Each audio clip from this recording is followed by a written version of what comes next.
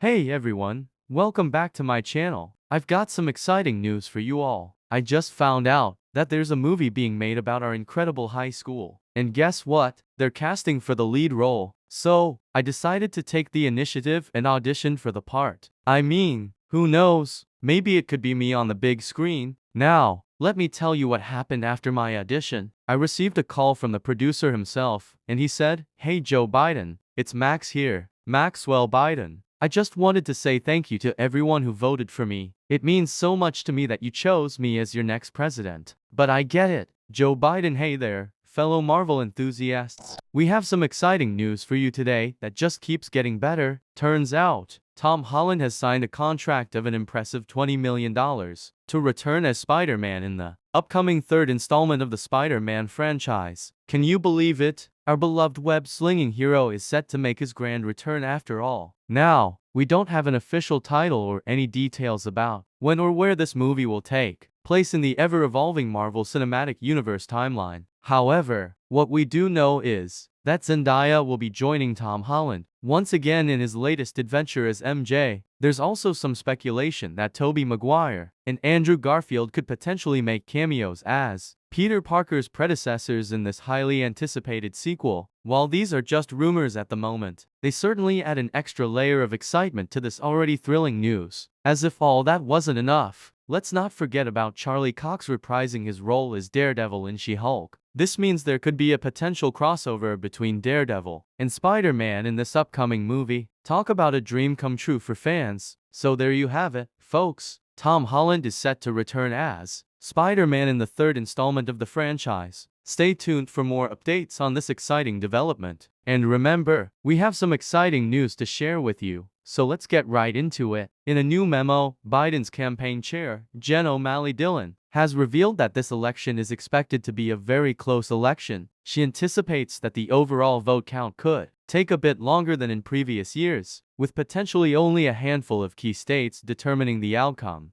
Dillon also mentioned that the campaign is prepared for any possible legal disputes and will be ready to defend and challenge the results if necessary. It's important to remember that these predictions are based on past voting patterns and assumptions about voter turnout this year. One thing we can all agree on is that this election season has been anything but typical. We're just over 10 days away from Election Day, and it seems like there's a new twist in the story every day. We're diving into the latest news regarding President Biden's efforts to reassure donors following his less than stellar debate performance. Now, let me start by saying that I firmly believe that President Biden's heart is in the right place. However, his debating skills, especially in comparison to former President Trump, left a lot to be desired. During the recent Democratic debate, Biden found himself in a tough spot when he was forced to defend his son's foreign business dealings. And while he managed to deflect some criticism by calling out Trump's children for similar practices, it didn't exactly win him any points with voters. A source close to Biden revealed that after the debate, he was even more determined than ever to secure the nomination and take on Trump in the general election. But here's the tricky part. Many of his top fundraisers were left wondering if he had what it takes to win over crucial swing voters. In key states like Florida and Pennsylvania, Biden is now faced with a tough challenge. He needs to impress donors at an event this week while trying to reassure them that his debate mishap won't derail his campaign. It remains to be seen how well he can navigate this situation and regain their support. That's all for today's update on President Biden's post-debate plan of action. Thanks for tuning in. We're diving into some interesting discussions from the Democratic National Convention DNC. Specifically, we'll be talking about a DNC attendee's opinion on how Biden's debate performance was addressed at the convention. So a DNC attendee shared their thoughts on how the Democrats glossed over Biden's debate performance. They mentioned that Kamala Harris didn't really attack Biden during the convention speeches, which they found somewhat surprising given her strong debates against him during the primaries. The attendee said it was quite clear in those debates that Kamala could take on Joe in a general election campaign. However, as we all know, the Democrat establishment chose Biden as their candidate over Kamala. When asked who they supported during the primaries, most DNC attendees replied that they had voted for Kamala. But when asked who they preferred now, many of them chose Biden. The attendee noted that while both candidates have their problems, some issues with Biden can be overlooked due to his strong record of service and accomplishments throughout his career in public office. On the other hand, there are some serious concerns about what Kamala stands for and her track record in positions of power. Well, there you have it. It seems like there could be some mixed feelings among Democrats about their chosen candidate for president. Thanks for joining me in this fascinating discussion where we bring you the latest news and updates. Today, we're talking about Democrats conducting polls to determine the damage for Biden